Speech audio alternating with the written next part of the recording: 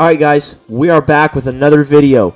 We're here with Maroney today. What's up, guys? I'm in a different position. I'm the reporter, I guess you could kind of say today. I'm going to be asking him some questions about Aux. You saw the title of the video. We're doing a little bit of Aux Talk. Aux keys. It's called auxiliary keys. Aux short for auxiliary keys. It's going to be pretty fun. We're going to have a great time. You guys are going to love it. I say we just get right into everything. Okay. Let's do it. So there's a few questions. Before we get into the questions about Aux and everything, just something a little more personal. Yeah. What is the name of your church? Abundant Faith Church in Evansville, Indiana. I have the hat on right here. Abundant Faith Church. All right. Yes, sir. So it's in Evansville, Indiana, and come visit us. Yes, sir. What, you have an address or something? 30, what was it? 6534 Tony Lane. So come visit us. Yes, sir. All right. There we go. That, guys, if you're ever in Evansville, just go. If it's a Sunday, just come on over. It's going to be so much fun if you guys go there. Just going to say. Yep. You guys will love it. Okay. Another little question I have before we get back into the Aux questions. Aux questions. Aux. So I know, obviously, from the title and everything and me knowing you, we know you like to play Aux. Yes. But what is one of your other hobbies? Like, what do you like doing? I like playing basketball. And I'm not good at basketball. Clay can speak from experience.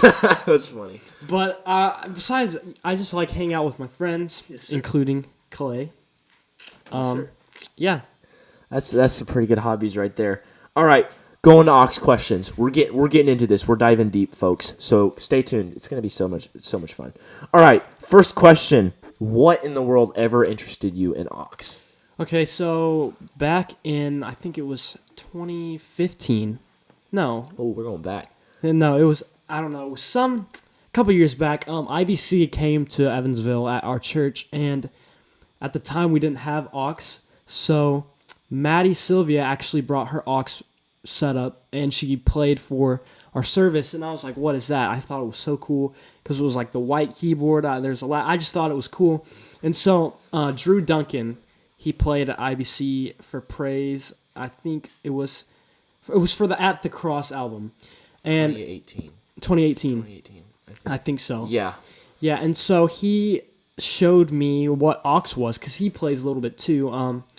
And so he just went up the stage and showed the platform, and showed me everything about Aux.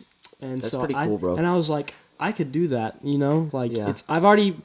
I was already playing piano and stuff, so I was like, I could do that. Why not give it a shot? And so that's pretty cool. Interesting. Kind of, it's always good to kind of, look for someone that kind of knows about everything when you're trying to, kind of even like check something out. Yeah. Really like ask around, Always have a mentor. Yeah, that's a good thing to know right there, guys. Yes. Okay, next question. What in the ever-loving world is an Aux keys player? Why are we here? What is an Aux keys player? Okay, an Aux keys player, I'm going to make a really weird analogy here. Really weird. A really weird analogy. Really weird. Don't make fun of me. I am a huge nerd. All right. So, if the band was an army squad or something. An army squad. In the military. Let's say, yeah, if the band was in the military, like if every... Yeah, if it was like a military squad. Yeah. Yeah, I get so that. I would be the medic. So Bro, what are you doing? Yeah, that's better. Are we going to cut that out? Yeah, we'll cut that out. I would be the medic. Because the medic supports.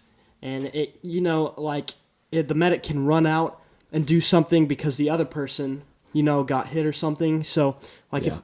They kind of add in really it makes it sound more full. Yeah. Is what it is. And then if your keys player goes down off the platform to pray or something or do something, then you can just slide over the keyboard and start playing. Or you could on your sound. Yeah, on your keyboard, like on your laptop, you could get a piano sound. And just fill in with that. Yeah. And even kind of have your own personal sounds that you like to use that you could already be in tune with and kind of know what you're doing. Yeah. So then when you get up to play, it's not like, okay, what sound am I using? You can kind of already have your sound ready, and it's like, oh, yeah. Yeah, I really like cool. This one. This will be good for this specific song. Which is why you want to get a good keyboard. Yes. But that comes later. All right. Moving on to the next question. we kind of already went over this. What role does an aux keys player play in the band? We kind of already went over that. Yeah, but it's just support. Yeah. Like you're not always playing. You know, you're adding things that make it sound more full, and sometimes there's like dead air. Always just play chords like a pad or something. Because you don't want to play too much. You do not want to play too much. Now that is something that I struggled with back in my beginner days. That it's not a riff-raff. Yeah, you can't go off and just do everything you want to do. If it's a specific like funky song or something. I honestly still struggle with that because I always just want to show everything. I'm like, shred. And that's a hard thing even on piano too. Like trying to make sure you really, because there's sometimes as a pianist you want to make sure everything is you're always playing so that way it always is full. Yeah, right. So that way you feel like you always have to play so that way you don't sound bad. That's what you feel like. But honestly, it's really good to dial it back. You don't need to play. You don't need to show everything you have. Just make it sound as close to the original recording. And you don't always have to do that. Right. You can add your own twists, which is really fun to do. Yeah. And it depends on the song too, and like the mood kind of. And that's something that you guys can like have your own judgment on and stuff like that. It's pretty easy to kind of judge. It's like it's preference. Yeah. Sometimes. Yeah. I agree. 100%. Good point. Next question. Okay, this is a good one. How to be a dynamic aux keys player? How to really stand out and be above par, not subpar, average, normal. How do you be that? Go the extra mile. Okay, so I think the first thing is mindset. So how I walk into a practice, I don't think, man, I'm gonna shred. I'm gonna show all these. Sure. Yeah, I think just have a positive mindset. Yeah, literally, I think like when I walk into a practice or a service, know your role. So like know what you're supposed to do. There's a fine line, and don't cross it. I mean, you can add your extra stuff, but make it sound to where it's not sounding bad or too much. I think you don't have to show everything you have. Right. You can show what you have to God and stuff, even if by playing like what you learned. Right, sure. Yeah, but the thing with that is like you said, on your mindset. Even in service, like practice obviously, but when you're in service, having the mindset of a worshipful mindset, obviously, because you when you're in that. Yeah, worship always comes first. You don't have to feel tied to an instrument. Yeah. You can go down, pray, come off your instrument. Honestly, it really helps the atmosphere when the musicians and everybody worships too, because then it brings in that other whole element of worship into when everyone is worshiping. Like if there's someone that's struggling to worship because if they're in their seat and the musicians start worshiping, that means they're worshiping. I might as well worship too. Right. So that might be like that trigger for them. Like, oh, the musicians are worshiping and they're playing an instrument.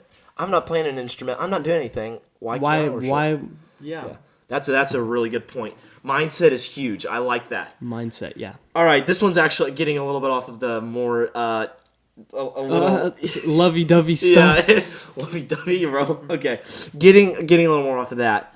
If you were asked to play aux or piano, if someone came up to you and said, "All right, we're playing these songs." Okay, say they're both songs, or you're doing like 3 songs on a set list that you love playing them like so much, both on piano and both on aux. Which one would you choose? For me, I know Clay's a little bit different because he's more of a piano player. I prefer piano. I prefer piano for pretty much anything. So, but it's not that I don't like playing piano. But if I were to choose, it would be aux keys because I'm more comfortable in like the aux keys area. And it doesn't mean like I'm bad at piano or I don't like playing piano, but I just feel more comfortable in my. Well, I think a really big part of that is you're not having to carry. Yeah, you don't have as big as a load to carry as the keyboard, but it's a different load. Yeah. That's And I kind of agree with that. If I'm in a super time crunch situation, I might actually choose to play aux because then you're not having to be the guy who knows everything, knows all the runs, knows everything. Right. You're being the one. You can be the one who sits back and is like, okay, you're a little more relaxed in the band, and it doesn't mean you're not doing anything, because sometimes aux players can be too much. Yeah. And it can be really loud and out there. So that's not really our job. Our job is to like support the band. You don't have to play as much when you're an aux player. Right. That's really what it comes Right. down to. That makes sense. I can understand both sides of it for sure. All right, moving on. All right, what is an ideal setup for a beginner aux player? Okay, what hardware do you need? You guys see both of our instruments right here. What do you need? What do you need? Like you see laptops, you see cords, you see microphones, you see everything. Okay, what do you need to be an aux player? So what you need to start out with really is what I started out with a MIDI controller and a laptop. Question. What's a MIDI controller? Okay, a MIDI controller is a keyboard. Like this is a MIDI controller right here, but it's different. So most keyboards you see, there's like the sounds come from the keyboard. Right, you plug it in. You turn it on, plug it in, it's there. A MIDI controller it's there, it's turned on, but the sound isn't coming from the piano, it's coming from your laptop. Yeah, so basically what he's saying is you take this, and this controls your computer. Right. This is what, like, if I play a chord, like, that is coming from my computer. That is not... And there's a lot more flexibility with computer, because, you can download sounds, and and you're not tied to all the sounds in the... Yeah, because it's really hard to... I'm pretty sure you can get sounds from other keyboards and like sample them even into certain instruments. Yeah. But that comes with a whole nother element that's like super hard for me to understand. Yeah. At least, but with a computer, it's a lot easier. Kind of expensive. With the computer side, you can get a MIDI controller. It's actually cheaper to get a MIDI controller than a keyboard, but the side is the laptop is a little... I mean, if you already have a laptop... Exactly. That's what's really good. And honestly, you don't need an amazing... Honestly, 4 gigs of RAM, 130, 120, however much you have, 130 gigs of storage is completely fine. You'll be set. And honestly, I'd say, like, in my experiences, having the best of the best isn't always necessary. Right. Because honestly, once it gets down to it, it's really how it sounds. You want a good feel, but it's really how it sounds is what we're really going after. So basically with a MIDI controller, it's just basically how it sounds, but main stage, is the thing that I started out with was main stage, and it's actually only $30, so that's not main stage. Okay, so main stage is like you said, it's a great piece of it's a great piece of software. It's a great tool for aux players because it's like you said only $30, and there's so many sounds. I have Logic Pro right here, and that's a super expensive software. Lord help me. Okay, but main stage is only $30, and it comes with all of the sounds that is in this software. You hear that? All of the sounds. And the basically only difference between Logic and main stage is Logic, you can record stuff. You can like create songs. If you're wanting to play aux in a live setting, for the congregation, main stage is literally you don't have it's so good. Now if you want to record yourself while you're playing, like with a camera, you might want to get Logic. Actually, inside of main stage, there is a setting up in the upper right-hand corner. You can tap a record button. It doesn't record MIDI information, but it records the sound. MIDI information is like where you can go in and you can change what notes you played. Right. But MIDI is where it's kind of like a canvas. Yeah. It's like you play it and it's there, and you can even change what you play. Right. It's really cool. But main stage has it to where whatever you play, that's what you hear inside of so you can record. It's almost like just playing something out loud, like you take a phone and you record something. So MIDI stands for, I forgot to mention this, multi-instrument digital interface. So it's kind of a mouthful, but it's multi-instrument, so you have to have an instrument like this. Yep. And it's a digital means like the laptop interface. So, and it's like a recording thing. Yeah, it's pretty interesting. All right, we gotta keep moving on these questions. We're taking up these people's time. All right, moving on. What is your setup? You kind of already went over kind of what controller you have. Okay, so my setup is I have an Arturia Keylab 61, so it's this, but mine is smaller, and then mine is more like, I think this is weighted keys. Mine is hybrid, semi-weighted, so it's weighted, but it's not weighted. A little more weighted than this one, the keys are. And then for my software, I use Omnisphere. Omnisphere. That is a That is if you're beginning, do not get Omnisphere yet. It's crazy, bro. There's so many sounds. How many sounds is in there? Do you know? 12,000. 12,000 sounds. Now the thing is, you're not gonna use all those sounds. Sometimes when I'm scrolling through Omnisphere, I play sound. I'm like, that sound is terrible. Yeah. That sound is, and all of them are used for different things. So like, yeah, not everybody that buys Omnisphere is going to be a worship aux player. So maybe like a movie score. Exactly. So like even for that, Omnisphere is great for that. Right. But Omnisphere is a plugin. Right. Okay. So the thing is about Omnisphere. Omnisphere is a plugin.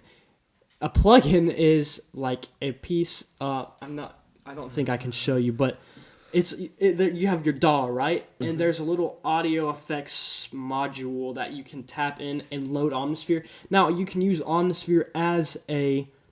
You can use Omnisphere by itself, though. By right? itself. Yeah. But it's kind of harder to switch sounds and have a layout of your worship set sounds. Right. If you want to have faders like these that you can just assign and just go up and down. Right. For like, say you assign this one to your pad, you assign this one to. You can just like switch it off. Right. But if you just have the Omnisphere plugin, it's going to be really hard to do. So. Right. Investing in a investing in a DAW, a digital audio. We're gonna get more into this. Let's keep moving. All right. Speaking of Omnisphere, what is your favorite patch inside of Omnisphere? 12,000 sounds. Okay. Nail it down right now. Okay. No pressure. Oh man, this is hard. My favorite patch. Okay, this is a really weird name, but it's Maunu String 2. So MAUNU String 2. It sounds like this. And it's very good to layer. So if I layer that with sounds like Basic Dark Pad Velo and Ashes and Snow, let me tell you, there's some weird names in Omnisphere. Let me tell you. And if you layer that, you get this.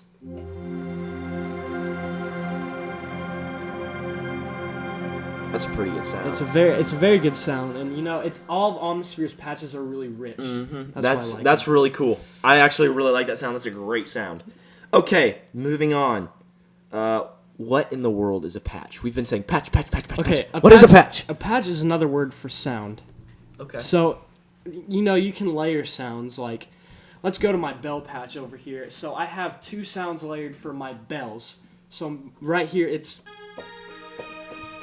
so that's like a synthy bell sound. Yeah, let's turn it up a little bit. Yeah, it's like, and then if you layer that with a sound called Glockendream reverse delay, you get this sound. And it's a really good bell sound, like. Yeah, so a patch could be like, actually right here. You can kind of zoom in. Yeah, that's a patch if you zoom in. This right here. That's a piano patch. This is a piano patch, and I have inside of this folder, I have 2 sounds. So it's a patch and it's a layered sound. So a patch can be more than one sound or one sound. So basically, a patch is like, it can be one sound. It's a sound, and even that one sound probably has a lot of sounds inside of it. A lot of sounds inside of it to make up that one. And you can also layer, like, it's just preference, Yeah. So, what you think sounds good, like you're not wrong. Mm-hmm. That's true. You're not really ever wrong unless it sounds horrible. Unless it doesn't sound. Unless it sounds horrible, then and you're I think aux player, like, if you can tell when it doesn't sound. Yeah. Right for the set or whatever. Okay, so we kind of already covered this a little bit, but what is the best software for a beginner aux player to get, and what would they want to strive towards? Like, what would be their end goal? Like, this is what I want to get, but here's what I'll settle for right now. But this is what I want to get. Okay, so if you're a beginner aux player and you want a beginner software just to start, MainStage, obviously we talked about that earlier. It's a very good tool. It has all the synth sounds, pads. Now let me tell you a good sound in MainStage. It's called Epic Cloud Formation. Epic Cloud Formation. I'm actually going to pull that up right now. Yeah, pull it up. And it's different, like with the flexibility, because you can change the setting of the sound, because there's like presets of the sound. And like, I think it's called like transition effects, I think. Yeah, something like that. Okay, hang on. Let me You're right there. All right. Okay, there we go. Okay, so this is what it sounds like whenever you pull it up. First pulled up. Now that's a good, it's a bright bright sound. Kind of a little more of like it has a little more synth strain to it. Yeah. So, but if you go in here, you can push the soft. Soft. And it's a very good pad sound. I used that pad all the time when I started. See, I don't have Omnisphere because I don't play aux as much, so I don't feel like I need to invest in that. Right. But a lot of times I'll play aux at my church, so what I'll do is I'll use this. And it's a very good filler, and that's ties to the roll thing. Like, that's what, It's a really good sound that you can. By the way, like we said, you can get that sound inside of Mainstage. Inside of Mainstage for only $30 for 200 sounds. $30. You get lots of sounds. All right, that's $10 3 times. $10 3 times. All right. So next question: would you recommend a hardware or a software rig? First of all, let's talk about what a hardware and a software rig is. The difference. We kind of already said a little bit. Okay, so hardware is basically keyboard. So, like, people have a bunch of keyboards at home, like Yamaha Montage, Roland Phantom, Nord Stage 3. Nords are all hardware. There's no laptop. I mean, you can run it MIDI. Yeah. You can. So basically, you can run it and just plug a quarter-inch straight into your keyboard, run it into an amp, and it'll play sounds. But sometimes if you plug a USB in, that'll switch over to MIDI. So that's where it comes in. Software. You plug a MIDI cord into your laptop, and then you play, like we said, using a MIDI controller. You control all of your sounds using your MIDI controller. So, like, for example, like I'm playing this from my laptop, and I switch it from my laptop. Now it's this sound. Yeah, and with a MIDI controller, you can map it to where you can button it out, like just switch through your buttons. Now on my own keyboard at home, my MIDI controller, I have it mapped out to where there's 2 buttons right here. It's like these 2 right there, and I switch the sounds through them. I just scroll through the sounds. It's very easy. Yep. So that's a really important thing to know. Software, you run it through a laptop. Hardware, you run it through the brain inside. Exactly. Yeah. So the question. What would you recommend for an aux player, a beginner aux player? Ooh. Well, it's kind of what you want. So I would recommend, obviously, software, because there's more flexibility, because you can have like more sounds and everything. For Mainstage is only $30, and I think it's cheaper to get a keyboard and a laptop than it is to get an actual. Usually, a lot of times it is. Usually, it depends on the keyboard that we're talking because about. Because in order to get a lot of sounds, you usually have to pay quite a bit of money. Right. Either way, so you're gonna have to pay a lot more money. I'm pretty sure you have to pay quite a bit more money to get a lot of the amount of sounds you would get from a inside a keyboard rather than inside of here. So that's something really. So you would suggest a software. I would suggest. It also kind of depends on what your church's style is. If you if you go to a church where it's all out synth, like synth is like your main thing, like buzz synth, synth brass, a sound like this, everything, like a lot of stuff like that. Then that's more like upbeat. Exactly. If you find a hardware instrument that has thousands and thousands or hundreds of different patches like that, different synth patches, then that's probably what you want to go with. Right. And if your church more does like contemporary Christian music, I would go with a software. I agree. And it's because like sounds like this, or like like this, like it's very ambient and stuff. And I like those sounds a lot. I agree. Very good take on that.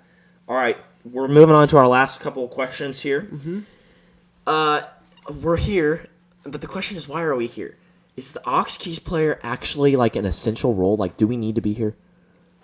No, you do not need an aux player. See, this is a shocking truth. Okay? I'm not gonna lie to the camera. We're not gonna lie to the camera. You do not need an aux player. You don't need us. You don't. But, however, it adds a whole nother element to your and it makes it sound. It makes it sound a lot better because a lot of. Records, well, not records, but like albums, you'll hear like in the beginning of a song, like this, like a beginning. It'll fade in with a nice. It'll fade in, and then like for another example, like strings. You hear strings on a lot of songs. Yeah, it really adds just so much. And you can play that, and there's different ways you can play strings. Like, Yeah. sometimes that you can like make it swell in. Sometimes you can play the plucked like a yeah. So you don't need us. You don't need us as aux players. Yeah. But it's really nice. It's nice to have. It's us. nice to have an aux player for sure. Right. All right, this is our last question. What is the absolute best thing about playing the aux? About being an aux player, what is just the one thing that stands out above all the other weeds, everything that stands in the way?